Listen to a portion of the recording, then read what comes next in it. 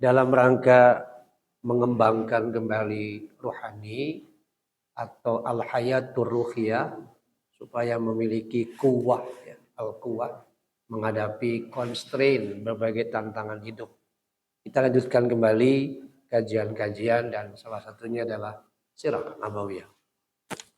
Apa hubungan ayat yang barusan saya baca, Ali Imran, mungkin sudah pernah dibahas ya, oleh ustadz yang lain, tapi saya ingin mengutip pendapat Syekh Salim Al-Hilali. Beliau penyusun sarah Riyadhus Shalihin, namanya Bahjatun Nadirin.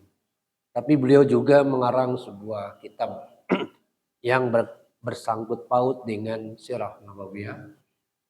Salah satunya berjudul Manhajun Nabi fi Tazkiyatin Nafs. Sistem para nabi al-anbiya, manhajul anbiya. Manhajul anbiya fi Tazkiyatin Nafs. Sistem atau metode para nabi terkait dengan membersihkan rohani. Setiap nabi pasti target awal dakwah adalah membersihkan akidah hati minasyirki ila tauhid. Silakan kalau kita lihat kisah-kisah para nabi, saya ambil 4 sampel saja ya. 4 sampel nabi, Nuh, Hud, Saleh, Syuaib. Di dalam Al-A'raf itu berurutan kisahnya, Nuh, Hud, Saleh, Syuaib. Semuanya mengucapkan kalimat yang sama. Ya qaumi u'budullah ma lakum min ilahin ghairu. Wahai kaumku, sembahlah Allah. Tidak ada ilah bagi kalian kecuali Dia. Nah, ungkapan ini sesungguhnya adalah tazkiyatun nufus. Pembersihan rohani agar penghambaan itu tidak kepada yang lain. Jangankan kepada yang lain, menyetarakan, ya, menyandingkan dua objek sesembahan pada waktu yang sama atau pada waktu yang berbeda tetap salah. Dan itu kalimat wala tad'u ma'allahi. Ya. Kalau Bapak Ibu tilawah Quran pasti sering mendapatkan kata-kata ini. Wala tad'u, jangan memanggil, berdoa atau ibadah Allah, tapi ma'allah gitu. Ma'allahi ilahan akhar. Jadi bareng berarti kan. Menyembah selain Allah saja tidak boleh. Jangankan menyandingkan pada waktu yang sama atau berbeda. Menyembah selain Allah lebih-lebih. Karena itu sekali lagi bahwa tema kita ada hubungan dengan itu. Karena paling sulit itu memindahkan ubudiyah kepada sesuatu yang Quran menyebutnya apa? La yanfa'ukum atau la yanfa'uhum, la yadurrukum gitu kan. Min dunillah selain Allah. Sebab nanti sampai di akhirat penyesalannya luar biasa. Belum lagi para bapak dan ibu, ada ucapan ahli neraka di dalam surat Asy-Syu'ara. Ketika mereka sudah masuk neraka nih ya, singkatnya ya, masuk neraka. Mereka yakhtasimun fiha wa hum fiha yakhtasimun. Di dalam neraka itu mereka bertengkar. Satu sama lain saling menyalahkan. Ini gara-gara kamu, jadi saya masuk neraka. Kata yang disalahkan, ye nyalahkan saya. Saya cuma menawarkan, bukan memaksa. Ya tapi kan gara-gara tawaran kamu. Nah itu deh. Oh gini. Nah, ketika situasi bertengkar, Allah marah. Pergi. Jangan bertengkar di hadapan. Kira-kira gitu. Selesai diusir oleh Allah. Apa kata mereka? Malana min syafi'i. Kita ini gak punya kawan yang bisa membantu. Wala sodiqin hamim. Tidak punya kawan akrab. Dari sini para bapak dan ibu, dalam pandangan Islam, salah satu tafsiran yang saya buka tentang ayat ini dikemukakan oleh misalnya Al-Jalalain, Jalaluddin As-Suyuti dan Jalaluddin Al-Mahalli. mengatakan bahwa yang disebut dengan ungkapan malana min syafi'in, kami nggak punya kawan yang bisa membantu, itu menggambarkan bahwa sesama mukmin bisa saling memberi syafaat, bisa saling menguatkan. Jadi misalnya seseorang nih di apa namanya ditanya, kemudian nanti demi Allah saya saksi ya Allah bahwa si fulan ini dulu aktif bersama saya, bisa begitu. Biiznillah tentu ya. Karena ada ayat lain kan, man adzina lahur rahman. Orang yang Allah beri izin bisa memberi syafaat tetap dapat izin, hanya tetap mutlak Allah yang memberi izin. Karena itu sesama mukmin harus terus saling mendoakan, saling tawasau bil haq lah ya. Tawasau bil haq wa tawasau bis sabr, supaya kita ini saling menguatkan gitu. Saling menguatkan satu sama lain, bukan sebaliknya. Baik, kali ini tema kita adalah sikap kufur, terbelenggu oleh sikap kufur karena hati selalu takabur. Mana dulu menjadi penyebabnya? Kufur, takabur. Takabur dulu. Takabur menjadi variabel independen, variabel bebasnya, dan dampak dari takabur adalah kufur. Jadi takabur itu menunjukkan, sering saya bilang, inilah yang dibersihkan oleh Rasulullah SAW. Lewat tadi saya katakan, yuzakkihim. Allah membersihkan mereka sikap kibir. Berulang-ulang Pak ya. Di antara begitu banyak al-anasir as-sayyi'ah. Di antara begitu banyak anasir-anasir buruk yang berkenaan dengan cerahnya hati, 3 yang menjadi penghalang ilmu. Kibir, al-haya'u, dan al-aba. Sombong, malu, malas. 1 saja dari 3 akan sangat menguasai hati seseorang. Maka orang itu balrona ala qulubihim. Kata surat Al-Mutaffifin. Hati mereka akan berkarat. Ketika hati berkarat, sulit bergerak untuk mulai taat. Akhirnya orang yang bersangkutan sulit menjadi pribadi yang hanifan. Ya, ujungnya kan hanifan. Oke, berkaitan dengan ilmu. Ya, berkaitan dengan ilmu. Ada dalam penjelasan menarik Pak. Dari kitab Syekh Shalih Al-Fauzan. Al-Usul As-Salasah. Kita menduga bahwa mencari ilmu itu pilihan ya. Ternyata bukan.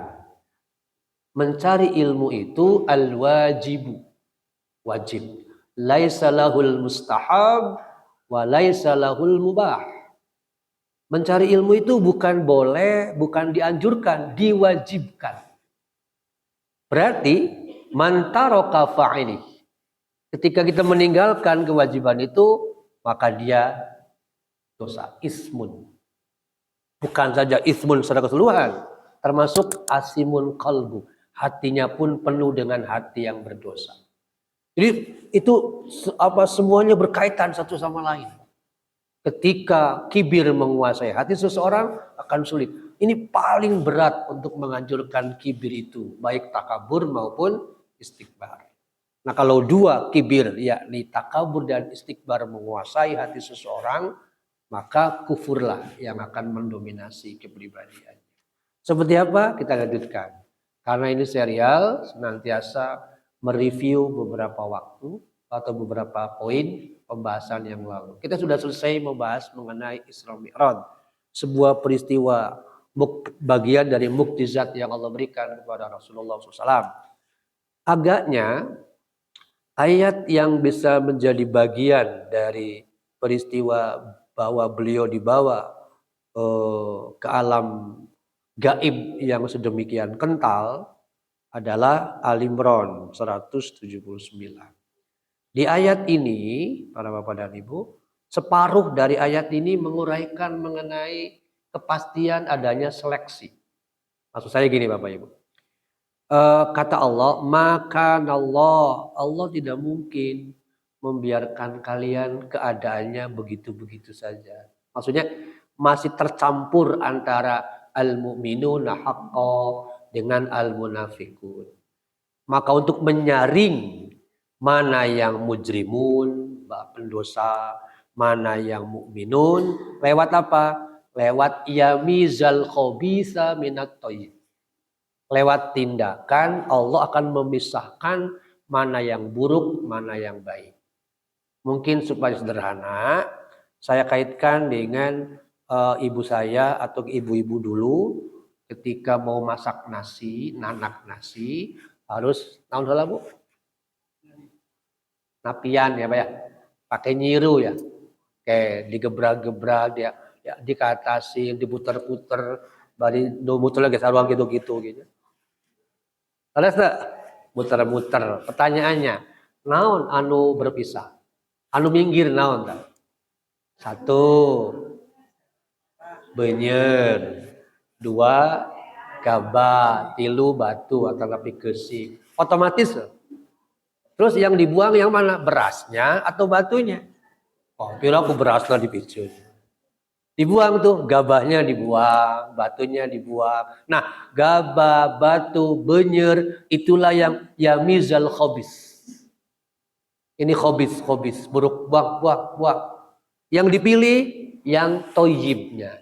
Nah, kalau kita masuk ke situ, aduh bayangkan Pak, diputer, dicelup, dimakan. Itu kata Oreo itu Pak. Ini mah diputar, itu kan ujian. Seleksi akan terjadi di situ. Mana yang malas, mana yang kibir, mana yang pemalu tidak pada tempatnya, semua akan minggir semua.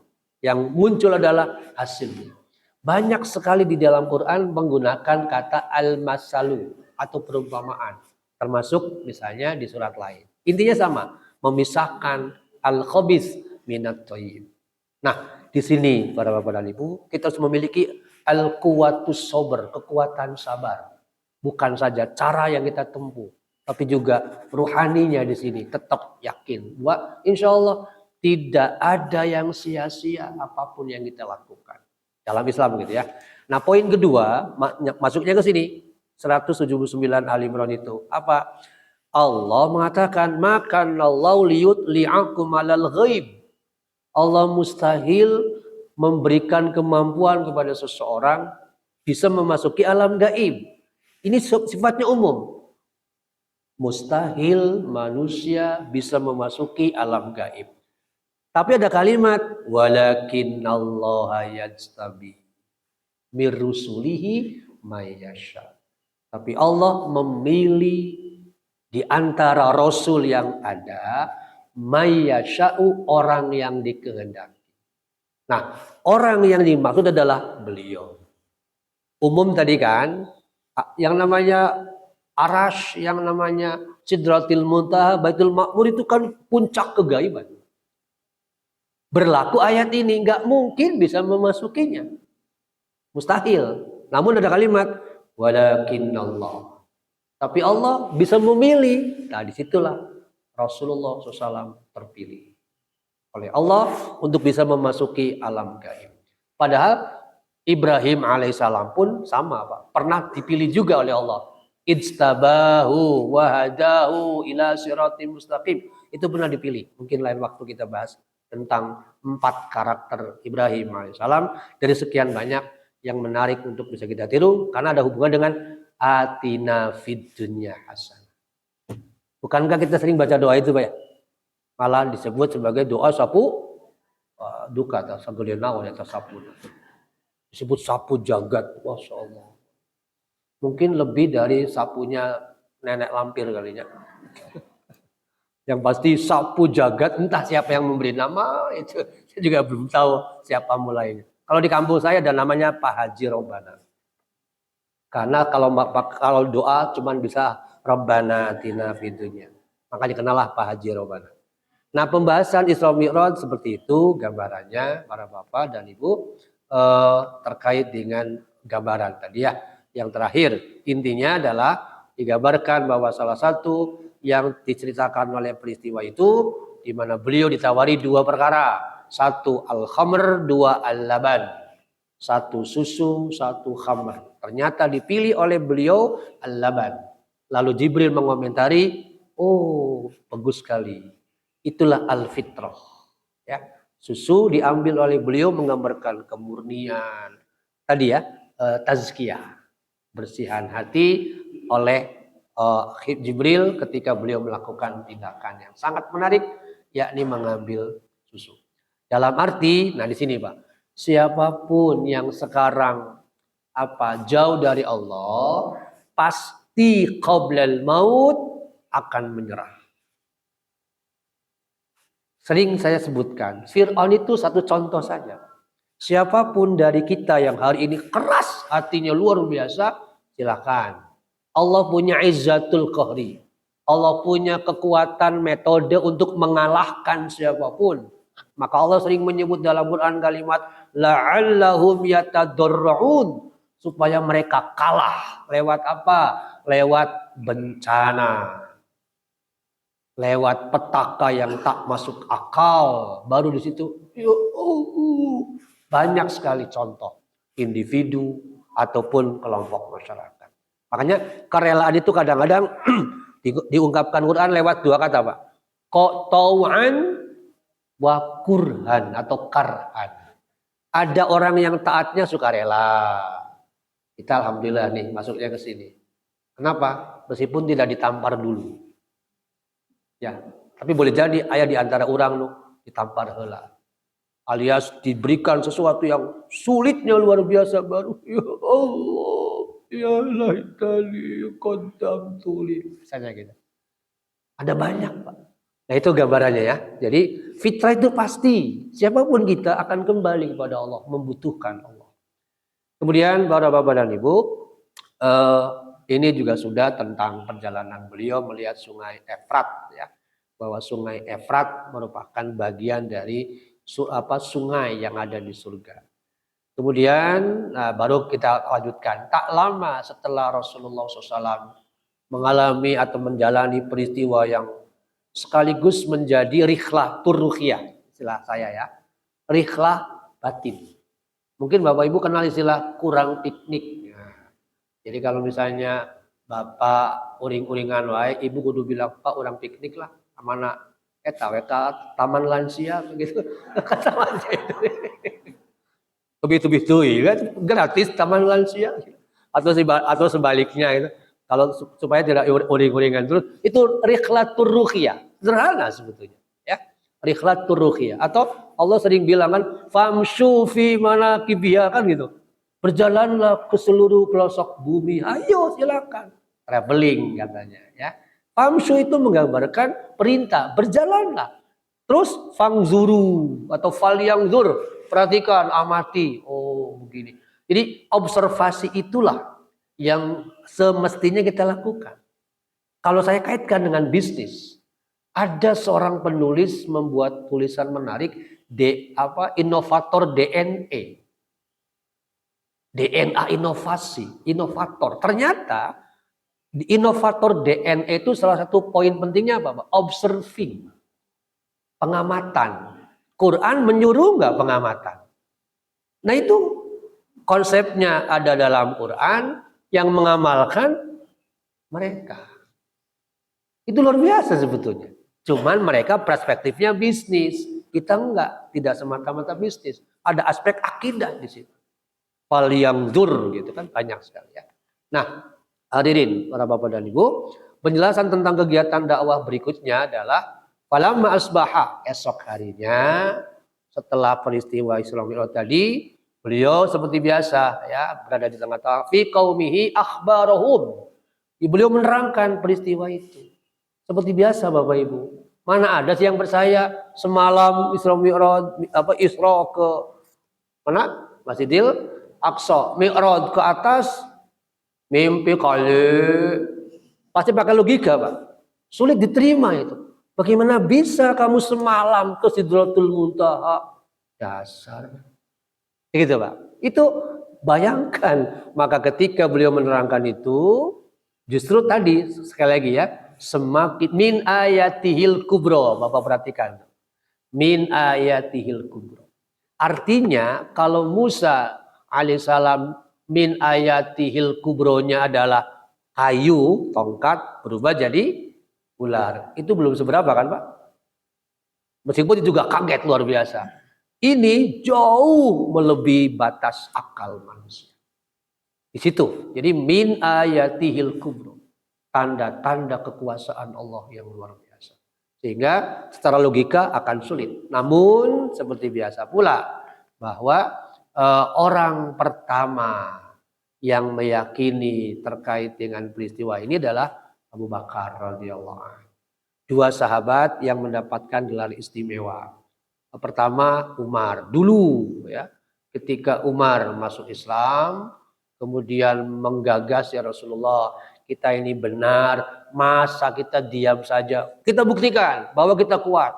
Akhirnya Umar lah yang menggagas semacam karnaval, Pak. Kalau saya sekarang ya, karnaval.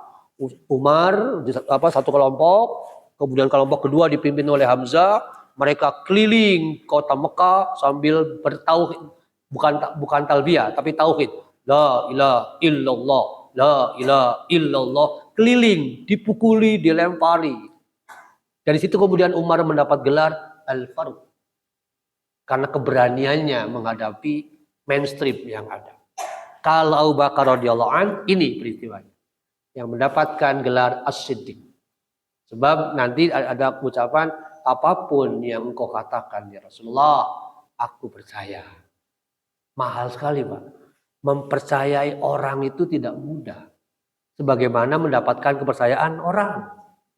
Mempercayai orang juga tidak mudah. Ingat, dalam bahasa bisnis ada sebutan single fighter. Dalam sebuah organisasi, seringkali ada orang yang tidak bisa berbagi tugas. Sebab saya percaya kan batur.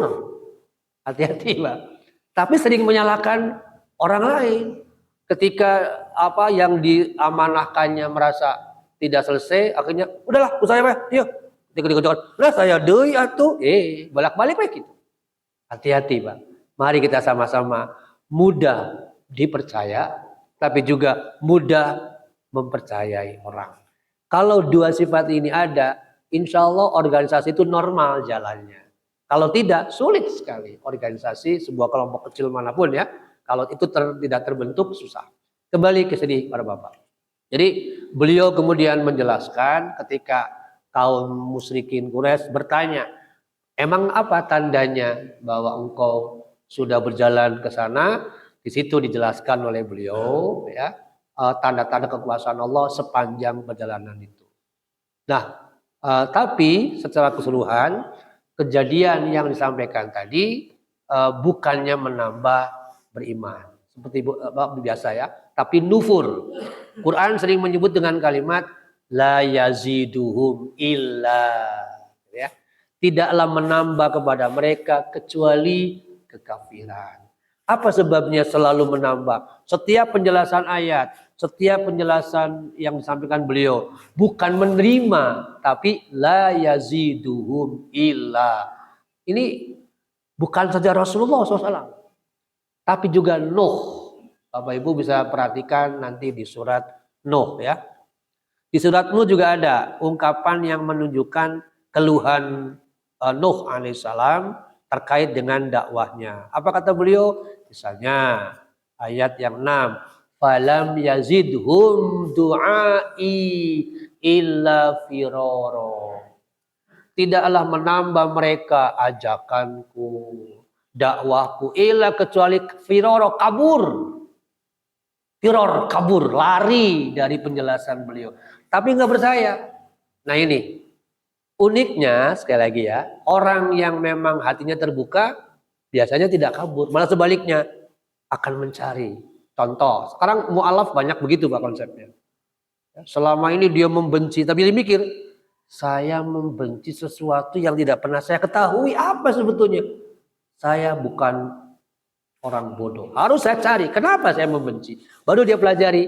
Oh ternyata Dondi Tan misalnya yang sekarang aktif menjadi YouTuber dan dakwah. Masya Allah. Sudah berapa banyak tuh diislamkan oleh dia. Lewat dialognya dengan para pendeta dan sebagainya. Bagi saya menarik itu.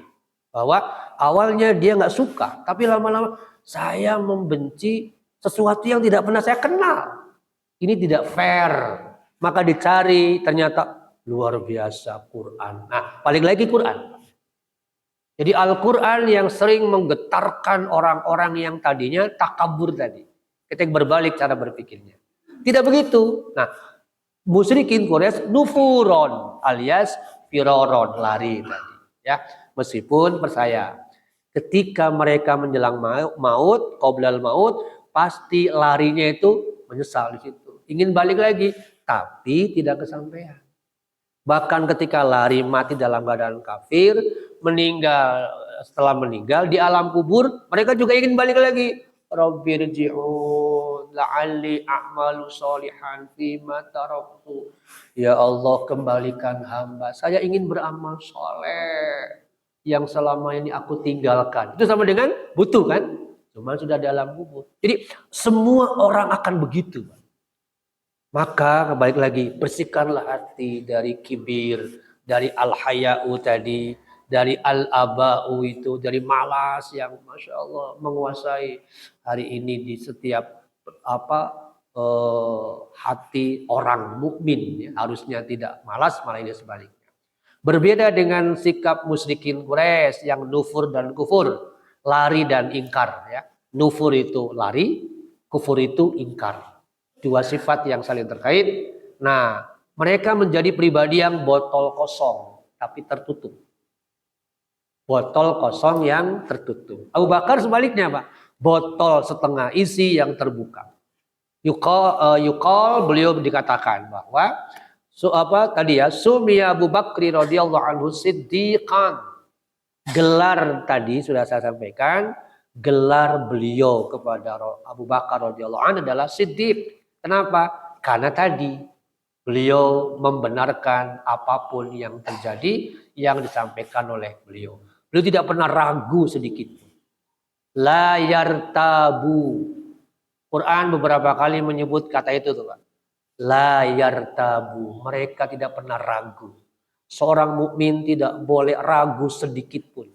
Makanya para cendekiawan muslim mengatakan, kalau kita ingin memasuki Quran dengan nikmat, hilangkan prasangka atau ragu. Istilah mereka namanya skeptis. Kalau kita masuk ke dalam Quran dengan hati skeptis, ya gitu emang Quran begitu. Oh, itu bahaya. Akan sulit masuk cahaya Allah ke dalam hatinya. Tapi kalau hatinya merasa butuh padanya, ya di Allah yang nanti mengarahkan. Jadi buka dulu hati, buang takabur tadi, nikmati aslamu, atau Quran lain, istilah lain menyebutnya apa? Qalbun munib. Hati yang kembali kepada Allah. Qalbun munib. Nanti ujungnya apa? Qalbun salim. Sebelum qalbun salim ada pembukanya itu qalbun munib. Hati yang kembali kepada Allah baru nanti dapat qalbun salim. Nah, itu proses.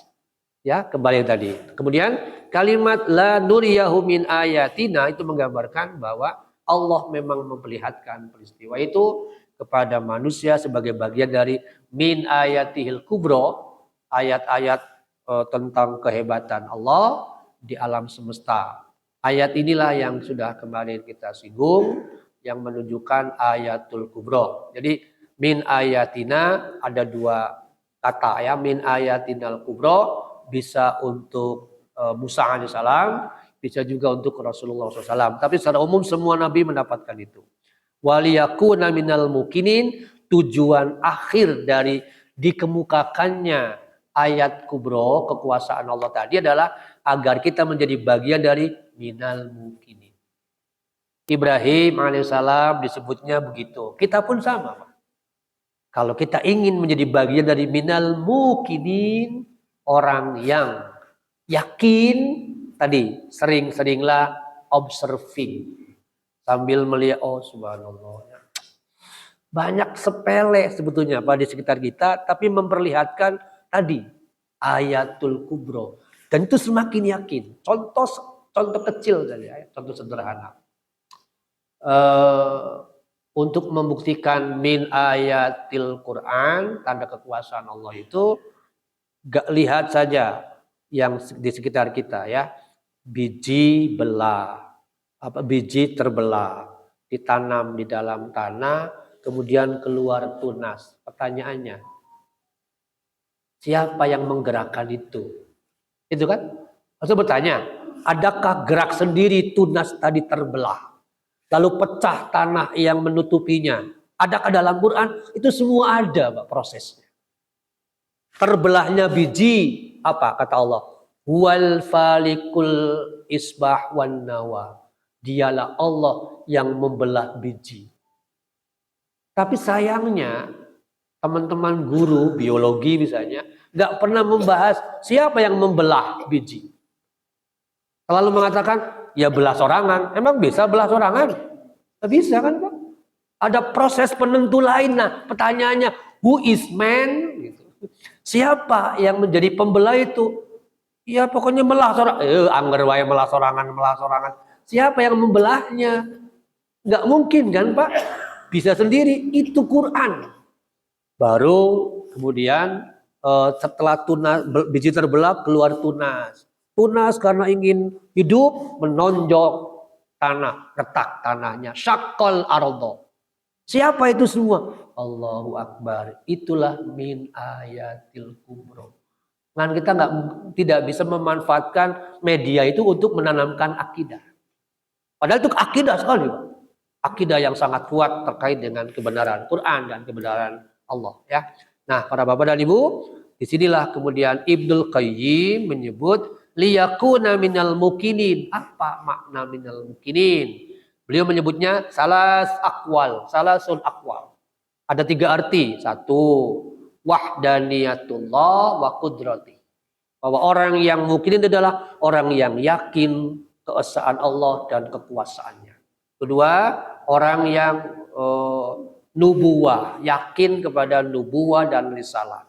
Dan ketiga, orang yang yakin tentang segala sesuatu ditentukan oleh Allah. Itulah minal mukinin. Nah, pembahasan ini bagian dari cara kita untuk menjadi bagian dari minal mukinin. Jemaah para bapak dan ibu yang dirahmati Allah, itu ilmu para nabi ditopang oleh tanda-tanda kekuasaan yang tadi sudah disebutkan, min ayatihil kubro, sebagai alat untuk mengokohkan batin kita. Ya, makanya di awal saya katakan bahwa jangan berhenti taklim, karena taklim itu akan menjadi alat untuk al-hayatur ruhiyah, menghidupkan hati, mengembangkan pribadi. Ya, ujungnya pasti membentuk pada karakter. Kalau menggunakan teori perilaku umum, ada 3 yang membentuk karakter seseorang. 1, self belief, keyakinan diri, berarti akidah bahasa kitanya. 2, knowledge, pengetahuan. 3, experience, pengalaman hidup. Sementara pengalaman hidup itu tidak bisa dilepaskan juga dengan kawan ini siapa, kawan kita, kanan, kiri, depan, belakang. Maka saya kaitkan dengan experience teori hadis ya. Experience pengalaman hidup ditentukan oleh keadaan lingkungan. Sementara keadaan lingkungan dibentuk oleh orang. Dan orang itu kan pikiran, hati ya. Maka diperlukan oleh Rasul, kata Rasul, carilah jalisul khair. Teman duduk yang baik, jangan berteman duduk yang buruk. Jalisus syar. Kenapa? Di surat Al-Mudatsir. Kenapa orang-orang itu masuk neraka sakor? Karena dia menjawab. Salah satu jawabannya apa? Kunna nakhudu ma'al khaidin. Oh iya, saya dulu suka ngobrol, berbincang-bincang dengan orang-orang yang nggak ada makna omongannya. Artinya teman duduk yang buruk nih, Pak. Teman duduk ngobrol tapi nggak ada nilai obrolannya. Banyak kan hari ini juga. Itu akan menyesal nanti. Nakhudu ma'al khaidin. Maka bagi saya, orang yang sudah taklim, insya Allah akan terpilah untuk tidak menyukai gaplek. Mau resep deh, mal. Kalau sudah taklim gaplek kene, wah cilaka. Kalau sudah terduitan, sekalipun nggak berduitan. Sebab kata Rasul, al-mu'minun, mukmin yang baik apa? La taroka ma la yakni. Meninggalkan yang tidak berguna. Atau surat Al-Mu'minunnya apa, Pak? Walladzina hum anil lagwi, itu nyambung. Jadi kalau sudah taklim gaplek ini ciloko, wis ciloko angel, wis angel hilang harusnya. Nggak boleh masih melakukan yang sama ya. Itu para bapak. Kita lewat saja tadi sudah disebutkan ya mengenai maknanya. Nah, sesungguhnya Allah mengalihkan posisi itu kepada Rasul dalam dua tadi ya, dalam konteks dakwah, melanjutkan dakwah Ibrahim alaihissalam sehingga menjadi bagian dari isyarat peristiwa itu isyarah latifah. Isyarah latifah, isyarat yang sangat lembut untuk mendapatkan kemuliaan dari beliau. Namun di sisi lain bahwa setelah peristiwa Isra Mi'raj ada tantangan-tantangan yang lebih gencar, yang lebih berat sehingga beliau harus mengokohkan batinnya sedemikian rupa. Nanti terkait dengan itu ada peristiwa lain ya yang justru menjadi kabar gembira terkait dengan dakwah yang beliau sampaikan. Para bapak dan ibu yang dirahmati Allah, kita langsung saja ambil poin-poin penting pelajarannya dari peristiwa tentang beliau berdakwah dengan sikap yang sudah disampaikan tadi, bagaimana respon musyrikin Quraisy terkait dengan peristiwa Isra Mi'raj. Poin-poin pentingnya adalah pertama, bagi orang yang hatinya sudah kufur dan terkunci, apalagi takaburnya menguat, tanda-tanda kekuasaan Allah tidak akan mampu melembutkan hatinya. Inilah yang tadi sudah dikatakan bahwa Isra Mi'raj itu min ayatihil kubra, bagian dari tanda kekuasaan Allah. Di sisi lain banyak dimunculkan dalam Quran.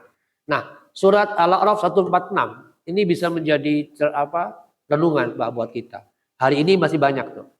Ada orang, ketika melihat yarau sabila rusdi, ketika melihat jalan kebenaran, itu hari-hari diam saja, tidak ada frekuensi yang langsung plek masuk. Tapi sabilal ghoi, ketika melihat jalan kesesatan, tapi tampilannya nikmat, yattakhidhu sabilan, responsif sekali. Jadi responsifnya berbeda antara orang yang hatinya kufur dengan yang tadi, ketika frekuensinya sama, insya Allah langsung klek, terjadi titik temu. Contoh nih, ada dua lempeng, ini menggunakan gaya fisika ya. Lempeng dengan ukuran hertznya 450 misalnya, ininya menggunakan bagian hertznya 550. Ketika dibunyikan lempeng sebelah sini, di sini tidak bergetar. Kenapa? Frekuensinya berbeda. Tapi ketika lempeng yang dipukulnya itu disamakan frekuensinya dengan batang logam yang sebelah sini, dipukul logam ini, dia bergetar. Apa artinya? Hati kalau satu frekuensi akan ketemu. Kalau hatinya beda frekuensi, gak mungkin ketemu. Maka suami istri harus satu frekuensi menuju Allah itu. Itulah namanya sakinah mawaddah warahmah. Kalau hanya istrinya yang ibadah, suami tidak, nggak mungkin. Kalau hanya suaminya, istrinya tidak, nggak mungkin. Jadi supaya dua-duanya sama, lakukan pembenahan diri. Ya. Itu poin pertama. Yang kedua, kemampuan suprarasional seorang nabi, ya, yang seperti yang dimiliki Rasulullah SAW, hanya bisa terjadi karena izin Allah. Ayat yang tadi saya katakan adalah buktinya. Nah, di samping itu, para bapak, terkait dengan konsep biiznillah harus betul-betul kita kuasai, kita pahami, kita amalkan. Sebab biiznillah ini menyebar kemana-mana. Dalam arti, dengan konsep biiznillah, kita bisa membuang perasaan superiority kompleks. Dengan konsep biiznillah, kita bisa membuang inferiority. Jadi, super nggak akan pernah, inferior nggak akan pernah. Sebab apa? Kita normal, Pak, biiznillah saja.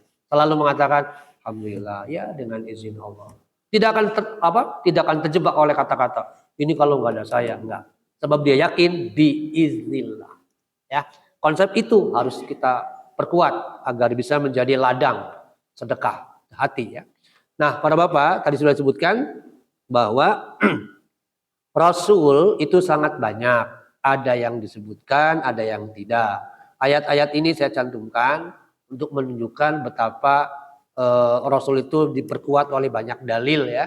Ada yang diberi kekhususan tertentu, ada yang mengalami peristiwa tertentu, banyak sekali, dan itulah yang bisa menjadi penguat akidah kita ya. Misalnya di sini ada kalimat, ada Rasul yang qasasna alaika, qasasnahum alaika, ada juga yang lam naksushum. Yang pasti setiap Rasul punya fadlan, punya keutamaan sendiri-sendiri, dan beliau adalah orang yang mendapatkan pengkhususan tadi, walakinallaha yajtabi, ya, beliau dipilih oleh Allah untuk bisa menembus alal ghaib yang tidak dialami oleh nabi lain. Jadi bersyukurlah kita sebagai orang yang meyakini beliau sebagai hamba dan rasul. Ya. Yang ketiga, ada 3 nabi dan Rasulullah SAW yang memiliki kemiripan pola. Kemiripan pola, tapi unik, Pak. Satu, Musa alaihissalam. Ibrahim wa Musa, 2 orang yang disebut berendeng, dan dua-duanya juga masuk kategori keunikan. Pertama misalnya, Ibrahim dulu ya. Ibrahim alaihissalam berdoa kepada Allah, waj'alli lisana sidqin fil akhirin. Ya Allah, jadikan hamba buah tutur yang baik untuk orang-orang setelahku. Maksudnya apa? Ibrahim berdoa, angkat derajat nama saya. Makanya kita sering menyebut Ibrahim nggak Pak? Dalam sehari-hari. Kapan? Tasyahud kan? Kama sholaita. Itu doa itu tadi. Lisana sidqin. Tapi apakah Rasulullah SAW perlu berdoa? Enggak. Rasulullah SAW tidak berdoa. Tapi Allah langsung warafa'na laka dzikrak. Jadi lebih kuat mana tuh? Antara orang yang berdoa dulu baru diberi dengan yang tidak minta tapi diberi. Nah, itu keistimewaannya. Yang kedua, Musa alaihissalam dilapangkan hatinya lewat doa dulu. Rabbishrahli sodri. Rasulullah SAW enggak. Alam nasrah laka sodrok. Itu enggak lewat doa. Itu perbedaannya, Pak. Jadi meskipun Ibrahim Musa bagian dari ulul azmi, tadi kira-kira ya uniknya. Namun kendati pun demikian, beliau diminta oleh Allah, bersabarlah seperti mereka bersabar. Nah, peristiwanya ini 2 contoh di mana beliau diminta bersabar. Sebagaimana Ibrahim adalah peristiwa pembakaran, di mana Ibrahim alaihissalam membaca hasbiyallah wa ni'mal wakil, lalu Allah menolongnya. Kalau Musa alaihissalam itu tingkat kesabarannya, sebagaimana hadis yang saya singgung ini, yang saya kutip ya. Rasulullah SAW menyebut Musa dengan kalimat yarhamullahu Musa. Membuat Abdullah bin Mas'ud bertanya, ya Rasulullah, kenapa kok menyebut Musa, mendoakan Musa? Apa jawab beliau? Karena beliau kesabarannya luar biasa, padahal umatnya rewelnya juga luar biasa. Saya harus bersabar seperti beliau. Terkait dengan Yusuf juga begitu. Misalnya Yusuf itu luar biasa. Kenapa? Bertahan diri hatinya dari godaan perempuan. Kalau saya, kata beliau, belum boleh jadi, saya nggak tahan. Tapi Yusuf alaihissalam bertahan di situ. Maka wajar kalau kemudian Rasulullah SAW memberikan istimewa, siapa yang berani mengatakan inni akhafullah ketika diajak bermaksiat, itu bagian dari orang yang mendapatkan naungan. Lah hari ini, apakah materi, apakah maaf perempuan sering menjadi pemancingan Pak, untuk melakukan tindakan-tindakan maksiat ya. Itu para Bapak dan Ibu yang dirahmati Allah, beberapa poin terkait dengan peristiwa Nabi. Dan yang terakhir adalah ini Pak, mari kita menjadi pribadi yang seperti botol kosong atau setengah isi, tapi terbuka ya, terbuka untuk bisa menerima kebenaran. Jangan menjadi pribadi yang gesma kosong, tertutup. Nah, seperti ini nih Pak, kalau saya peragakan seperti ini gambarannya. Ya. Ada kosong kan, tapi terbuka. Insya Allah kita siap menerima, menampung ilmu tadi. Penuh kenikmatan. Gitu ya. Jangan orang yang close mind. Akalnya tertutup. Enggak. Udah tahu kumanya gitu. Itu ciri khasnya, Pak. Dia merasa tahu tapi ya gitu lah. Tuh diterangkan. Lalu dia tidak tahu sama sekali. Itu gambarannya. Demikian, barakallahu li wa lakum.